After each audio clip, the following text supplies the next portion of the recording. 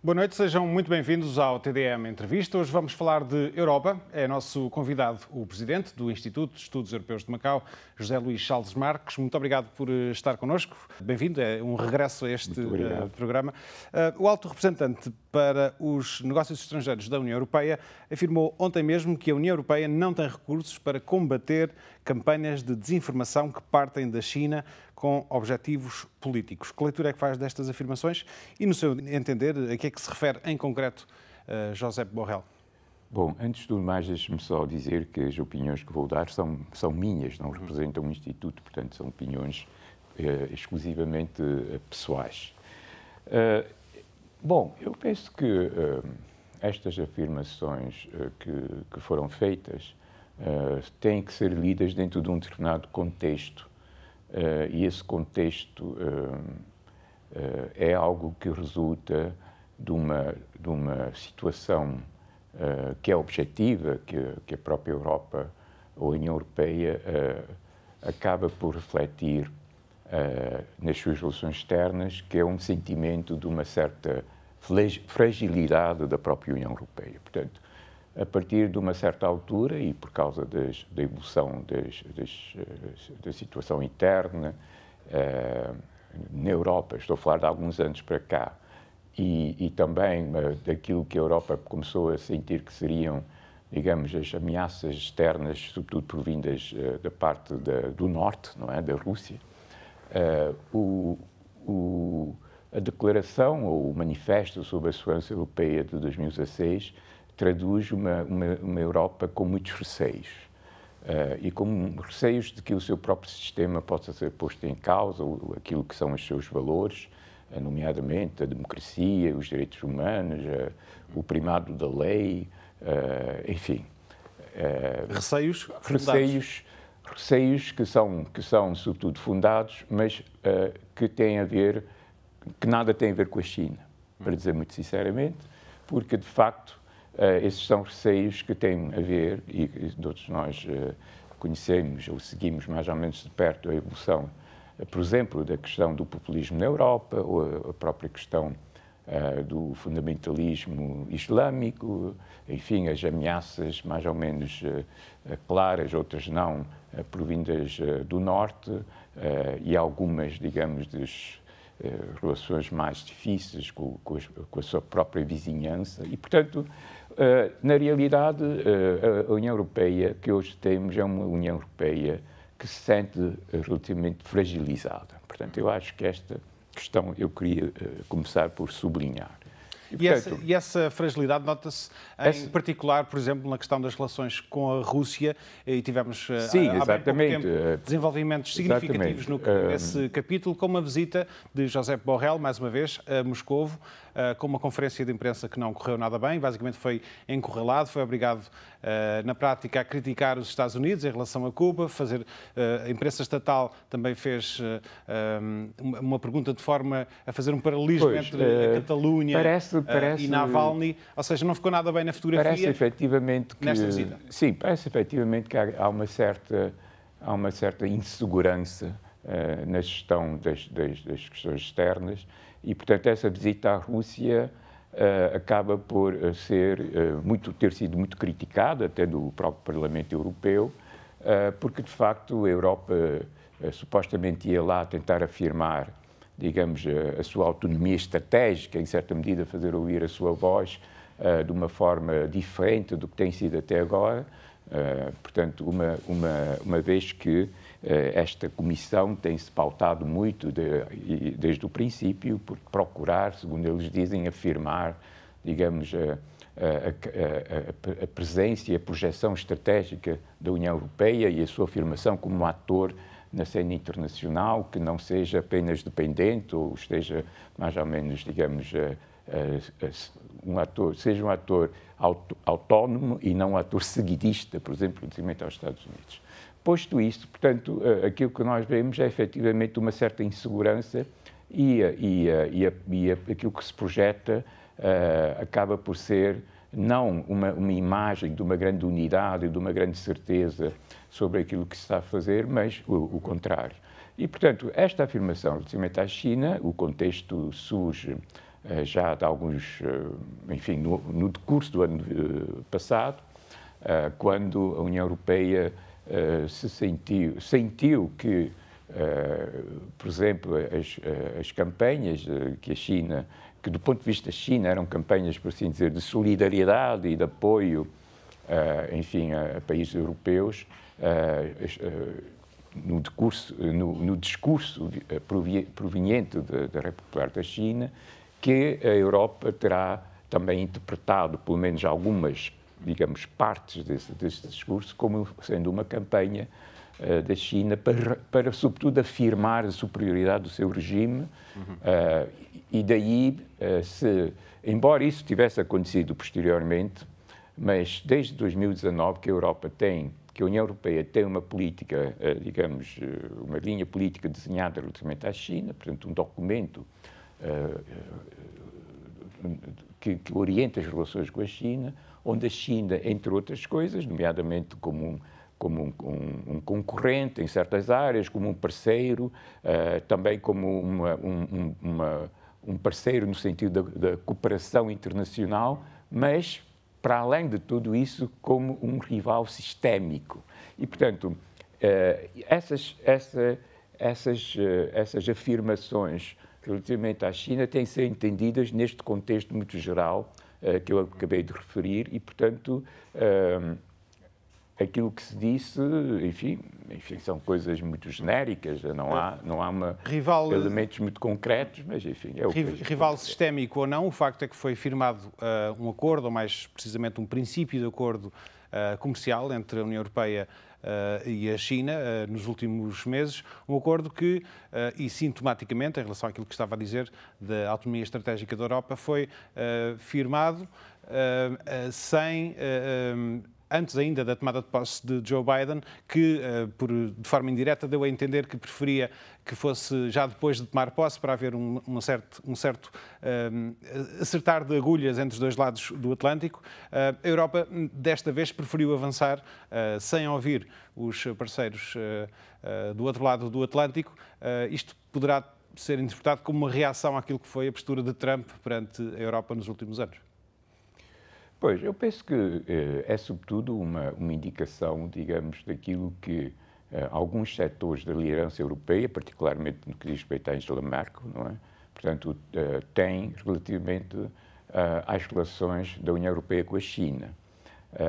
E, portanto, o que eu penso é que a assinatura desse acordo, portanto, acordo de investimento, não é? O chamado Comprehensive Agreement, é uma coisa muito, muito vasta, etc., é efetivamente um sinal de que as relações entre a Europa e a China são, por um lado, complexas do ponto de vista bilateral e, portanto, existem para além de tudo o que seja, enfim, críticas e questões levantadas a nível, por exemplo, dos direitos humanos ou outras, digamos, de um teor semelhante, também uma área de cooperação, não só cooperação internacional, no que diz respeito, por exemplo, às organizações internacionais, a nível do multilateralismo e do próprio comércio internacional, por exemplo,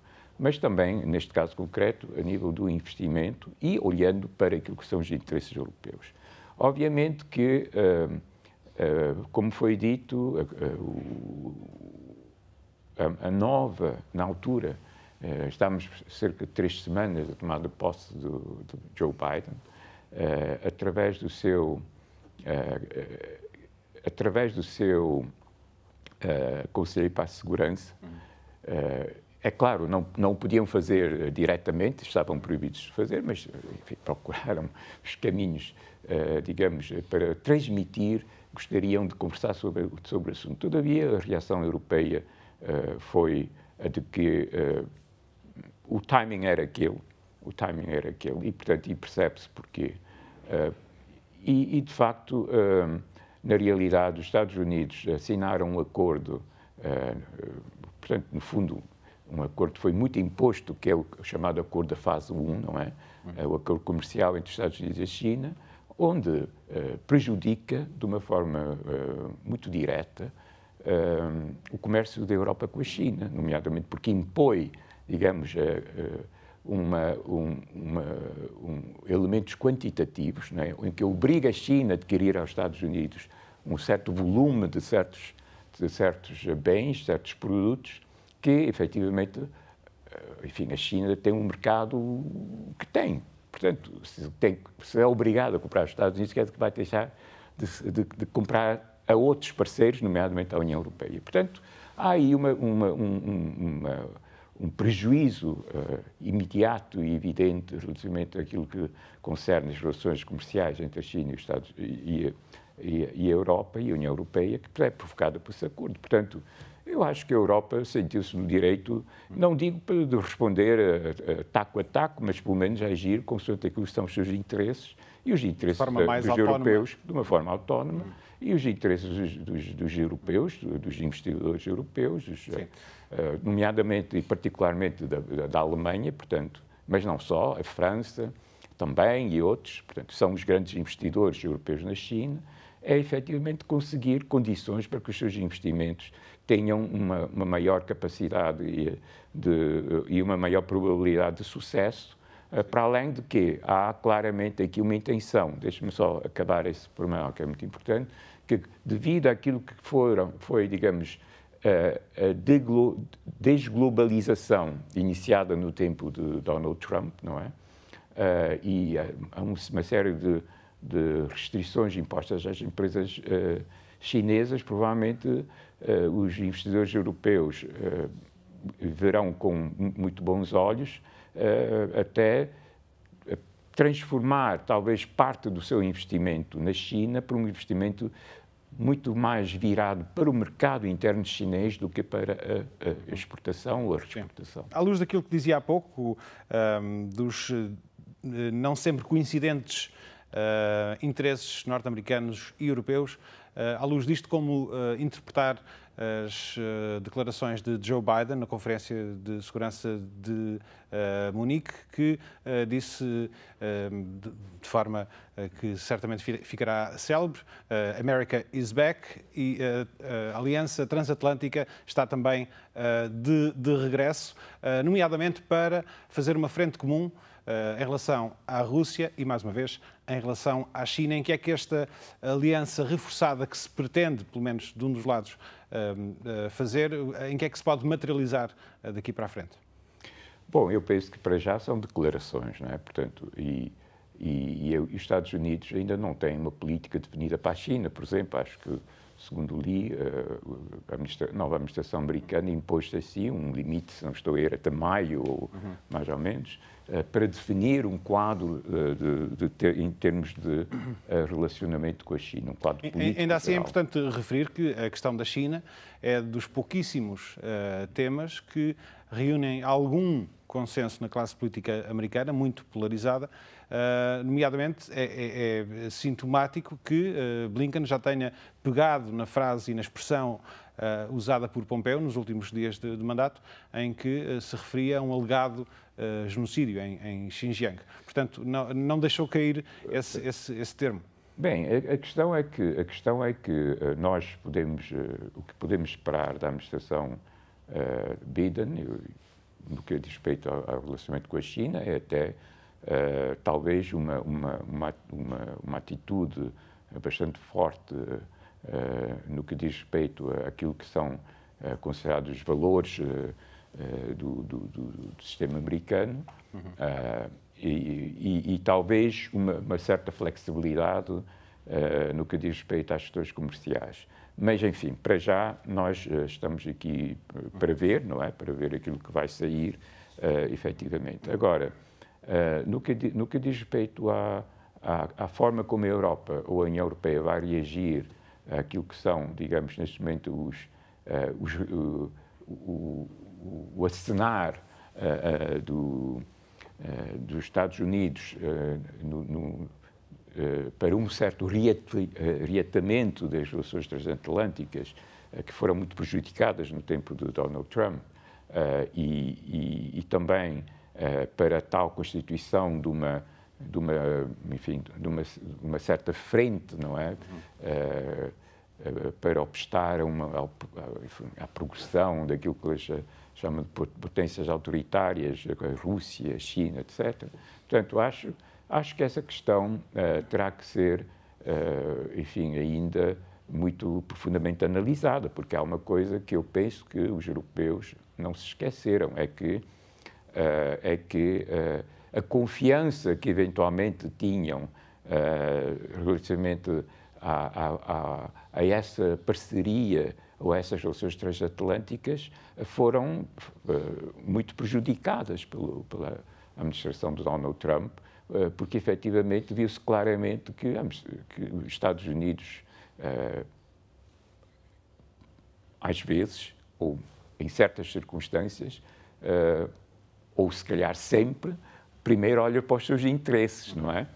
Aliás, como todos, quer dizer, vamos lá ver, sejamos realistas. E, à partida, não há nada de errado nisso. E não há nada de errado nisso. Portanto, é o que é. E, portanto, a União Europeia terá que avaliar, no que diz respeito, digamos, até que ponto é que quer voltar, digamos, a seguir uma certa orientação, até que ponto quer manter a tal chamada autonomia estratégica e até que ponto quer encarar, digamos, os interesses da União Europeia, que eles próprios não são muito facilmente definidos, não é?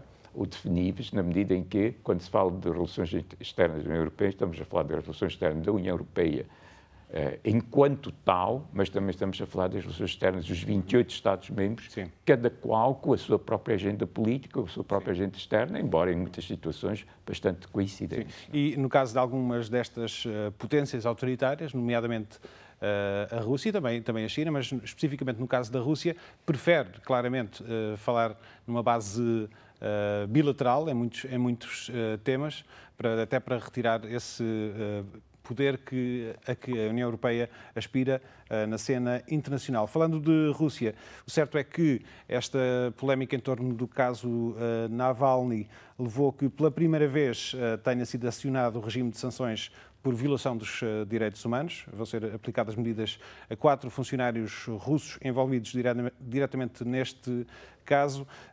Que expectativas em relação a estas sanções é que poderemos ter? Acha que vão ser eficazes? Poderão levar a uma mudança de política no interior do regime russo ou é mais uma questão simbólica? É uma questão simbólica. Estas sanções nunca são eficazes. Eu penso que há estudos feitos nesse sentido e até uma vez um dos nossos professores convidados fez uma apresentação na Universidade de Macau sobre a eficácia das sanções e essas sanções nunca são eficazes. Portanto, é apenas o seu valor simbólico, não é, que estamos a falar. Mas estamos a falar destas sanções em concreto, mas há outras mais abrangentes em relação, por exemplo, à questão da Crimeia.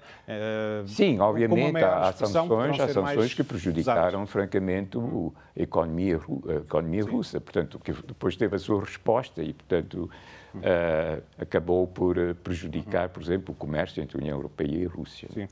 Em cima da mesa, é o próprio Sergei Lavrov que o diz, está, em teoria pelo menos, o rompimento das relações entre a Rússia e o Bloco Europeu, depois desta visita conturbada a que já fizemos referência de Borrell a Moscovo. Acha que é uma possibilidade real em cima da mesa ou os interesses económicos de parte a parte vão acabar por impedir que isso aconteça? Bom, é assim, eu penso que nós nunca devemos excluir, digamos, como possível, nem que seja a probabilidade seja de 1%, não é? Que em certas circunstâncias os interesses políticos ou os conflitos de ordem política e diplomática prevaleçam sobre o comércio e as relações económicas, porque senão teríamos guerra, não é? Nunca haveria guerra no mundo. Portanto, obviamente que há situações onde o rompimento é possível. Só que eu penso que até lá chegar haverá um longo caminho, até porque há projetos de grande importância, como seja o Nord Stream 2, não é? Portanto, que, aliás, é um projeto muito contestado até certo pelos americanos e por alguns dos Estados-membros da União Europeia, e, portanto, certos setores que são nitidamente contra a Rússia, mas que a Alemanha, por exemplo, ainda está disponível para continuar. E, portanto, é uma questão essencial, tem a ver com a segurança energética, mas também terá a ver no fundo, com a existência, porque, repare, a Rússia faz fronteira com a União Europeia, não é? Portanto, a Rússia está aí, não é? Portanto,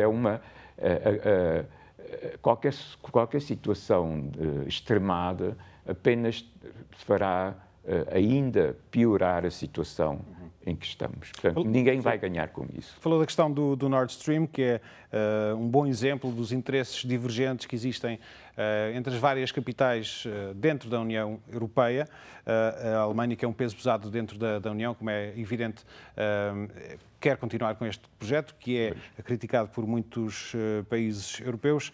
Tendo em conta estas divergências, muitas vezes de fundo, faz sentido sequer colocar a questão que ciclicamente é posta em cima da mesa, da unanimidade, do fim da regra da unanimidade para a política externa europeia. Acha que é um debate que faz sentido ter? Poderia ser um game changer? Seria bom ou não? Bom, a questão é que a unanimidade raramente é possível hoje em dia, não é? Sim. Portanto, enfim... E sobretudo quando nós estamos a falar de relações em que há uma proximidade entre os atores, neste caso concreto, tudo aquilo que nós estamos a falar tem a ver ou com o continente europeu, ou com o continente europeu mais a sua, digamos, no contexto euroasiático, ou nos países que estão mais próximos. Portanto, a questão... No fundo, é a questão geoestratégica que está aqui em causa também, não é? E geopolítica, sobretudo. E, portanto, é muito difícil chegar-se à unanimidade. Muito difícil. Portanto, será que... Para se chegar ao fim da unanimidade é preciso unanimidade. É preciso... Não, e para além do mais, quer dizer, nós estamos hoje a falar de 28. Quando antes eram 15... 27. 27. Sim. O que se faz é que no contexto europeu, portanto, as opiniões são cada vez mais divididas. Portanto, há Estados-membros que alinham de um lado, outros que alinham do outro, e, portanto, a introdução de uma maioria qualificada em termos de determinação de uma política externa poderá ser uma via, mas aí entra com uma questão fundamental, é que as pessoas esquecem muitas vezes, é que nós estamos a falar de Estados-nação, nós estamos a falar de soberania, e se há qualquer coisa que provavelmente poderá ainda agravar a situação, porque nós sabemos que dentro da própria União Europeia há forças, quer dizer, centrípodas e centrífugas, e vemos o caso do Brexit. Portanto, podemos ter várias interpretações sobre o Brexit. E, obviamente, enfim, isto será uma questão que daqui a pouco poder-se analisar com maior frieza, não é? Já que está Vamos ter também aí as eleições francesas. Mas a questão é que, para além de que nós temos os forças já com um forte pendor nacionalista um pouco por toda a Europa, hoje em dia até em Portugal, não é? Que era um caso um bocado virgem, digamos, nessa matéria, a imposição a partir de Bruxelas de uma política externa acho que poderia levar, de facto, a uma desagregação da União Europeia. Portanto, não me parece que nenhuma das soluções é boa. Nenhuma das soluções é boa. É aconselhável cautela nesta matéria. Sim, o que quer dizer que a componente externa ou a dimensão externa da União Europeia continuará a ter as fragilidades que tem até hoje. Vamos avançar, falar também sobre a questão da vacinação ou das vacinas, que é um tema, obviamente, central nesta altura em todo o mundo e também na Europa. O plano de vacinação europeu foi bem acolhido numa fase inicial, houve uma compra em termos conjuntos para todos os países europeus, foi bastante elogiado, mas o facto é que a vacinação está atrasada em comparação com os Estados Unidos, com o Reino Unido. Há poucos dias a Europa tinha apenas 5% da população vacinada, os Estados Unidos 14%, Reino Unido 27%, já para não falar de Israel, 53%. É certo que são realidades também bastante diferentes. Perguntava-lhe se aqui a culpa tem mais a ver com o poder político, seja Bruxelas, seja as capitais europeias, ou se tem a ver, por outro lado, e sobretudo, com os atrasos por parte dos fabricantes que não cumpriram muitos dos compromissos assumidos. Bom, eu penso que a culpa tem a ver com uma certa ingenuidade da Comissão Europeia, a começar, não é? E eu penso que o relatório que tenho visto sobre essa questão aponta no sentido de que, desde o princípio, que a União Europeia, por exemplo, apostou muito menos em conceder subsídios para o fabrico ou a investigação sobre vacinas, no que diz respeito à Covid-19, muito menos do que, por exemplo, o Reino Unido ou o próprio, não falamos já da China, mas dos próprios Estados Unidos, não é? Portanto, teve sempre uma posição muito mais, talvez, enfim, dentro daquilo que são as, digamos, as regras de funcionamento da própria União Europeia. Portanto, além do mais, a União Europeia teve um princípio, digamos, que foi positivo, de tentar conseguir economias de escala e, sobretudo, não prejudicar os mais pequenos, mas terá, talvez, funcionado de uma maneira demasiado, como é que é de chamar, burocrática, ou, enfim, se calhar não teria outra forma, porque a União Europeia, o aparelho, digamos, administrativo da União Europeia é o que é, nós sabemos isso. Certo é que já houve muitos Estados a fazer compras por fora, digamos assim. Sim, obviamente, compras à China, nomeadamente, não é? Portanto, e a outros fornecedores já. Sim. Portanto, o que acontece é que, segundo se é relatado na imprensa, depois a União Europeia procurou, digamos, entrar num processo mais ou menos litigioso com as fornecedoras, quando se calhar a solução seria tentar encontrar uma via para conseguir produzir mais, em vez de estar a discutir talvez sobre pormenores. Não é? Mas aí há incumprimentos também. Sim, também há incumprimentos, também há. Não é isso que está em causa, mas a questão tem a ver com aquilo que eu ia chamar o pragmatismo europeu nessa matéria. Ursula von der Leyen afirmou que já deu a mão à palmatória na intervenção que fez no Parlamento Europeu em relação a esta questão das vacinas. Disse que a União Europeia demorou demasiado tempo a dar luz verde às vacinas e também que houve um excesso de otimismo em relação à capacidade de produção. Dito isto, e perante a situação que existe nesta altura no terreno, acredita que a meta de ter 70% de adultos inoculados até ao final do verão, acha que continua a ser execuível? Não me parece. Eu penso que será difícil, não é? Será difícil, mas talvez não seja impossível, de qualquer maneira, não me parece que seja um objetivo muito fácil de atingir. Entretanto, estamos a chegar ao fim do nosso tempo, ainda assim não posso deixar de lhe perguntar sobre este grande pacote de estímulos da União Europeia, Next Generation EU, que vai ser lançado cumulativamente, ao mesmo tempo também que os fundos do orçamento plurianual. Será o maior pacote de medidas de estímulo, 1,8 bilhões de euros, no seu entender, vão no sentido certo as prioridades da União? Sim, eu penso que nesse aspecto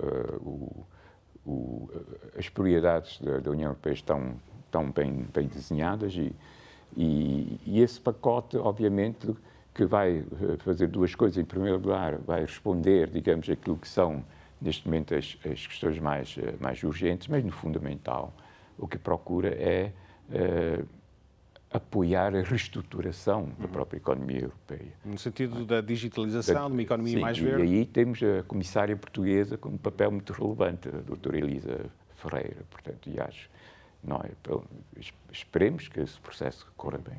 E, de resto, é de sublinhar uma certa sintonia entre aquilo que são as grandes bandeiras da Ursula von der Leyen e as bandeiras da presidência portuguesa, nesta altura, da União Europeia. Sim, não será também coincidência? Há interesse em haver Sim, acho que há interesse em que as coisas corram bem.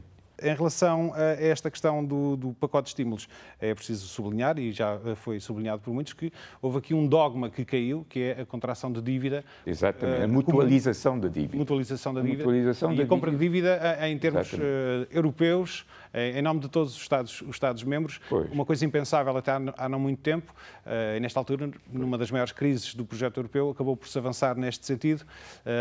Isto é um bom sinal para o futuro da Europa, apesar de tudo. Sim, apesar eu penso que é um sinal de um certo realismo no que diz respeito às formas de financiamento dos projetos europeus. E deixe-me recordar também que uma pessoa que Macau conhece muito bem, que é a Maria João Rodrigues, enfim, ela foi uma das grandes defensoras também da mutualização da dívida, mas na altura acho que não colhia junto às principais figuras e aos principais protagonistas do poder europeu. Mas ainda bem que hoje em dia estamos a caminhar por essa via, porque acho que a Europa precisa também no fundo, deste realismo financeiro. A terminar, e só uma nota breve, falando de estudos europeus em Macau e do trabalho do Instituto de Estudos Europeus, como é que está a situação nesta altura, com as restrições de viagens? Existem muitos professores que deixaram de poder vir a Macau regularmente, dar aulas, como acontecia anteriormente. Qual foi a solução adotada? Pois, o nosso curso pertence à Universidade de Macau. A Universidade de Macau tem regras muito restritas em matéria de como é que os cursos devem decorrer, como as aulas devem decorrer, e, portanto, a maior parte das aulas são lecionadas presencialmente. Portanto, temos procurado substituir alguns dos professores que não podem vir, que sejam europeus ou outros, não é?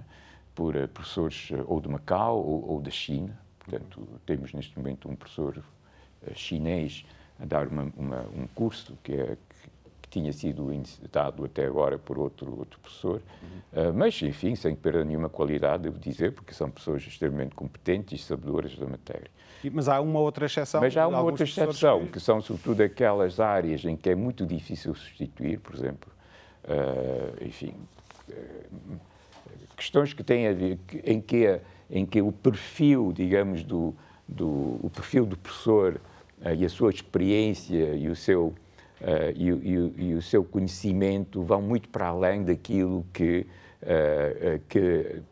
possamos encontrar, quer seja em Macau, quer seja aqui, digamos, no interior da China. Portanto, são algumas figuras muito importantes do panorama europeu.